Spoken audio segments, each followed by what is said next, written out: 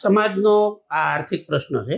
સમાજ સોનાનો જે રીતે ભાવ વધતો જાય છે તે રીતે સમાજને આર્થિક રીતે ઘણી તકલીફ પડે છે. સમાજમાં અમારું એવું આયોજન ચાલે છે અત્યારે. ટૂંક સમય અમારા ગુરુજનો તથા સાથે મળી અને અમારી એક ટીમ એવું નક્કી કર્યું છે કે ભાઈ દરેક વ્યક્તિએ ખાલી 4 તોલા જ સોનું જાહેરમાં આપવું જોઈએ. કદાચ દીકરીનો બાપ સદ્ધર હોય તો દીકરીને પોતાની રીતે ગમે તેટલું સોનું આપે.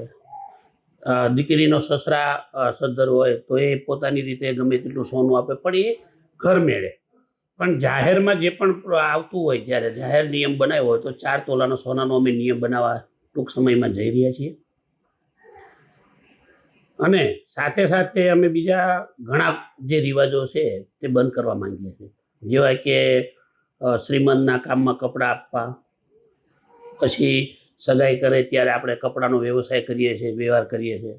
એટલે આ ઉતાળી હોય ત્યારે હાડા લઈને જવાનું, એટલે એ સમાજને પોસાય એમ નથી હવે. એટલે નાના માણસો, નાનો વર્ગ છે તેને અત્યારે દેખાદેખીના હિસાબે ઘણી તકલીફ પડતી હોય છે. સમાજને મારે એક જ કહેવાનું થાય છે કે ભાઈ તમે લોકોની દેખાદેખીમાં ના જાઓ.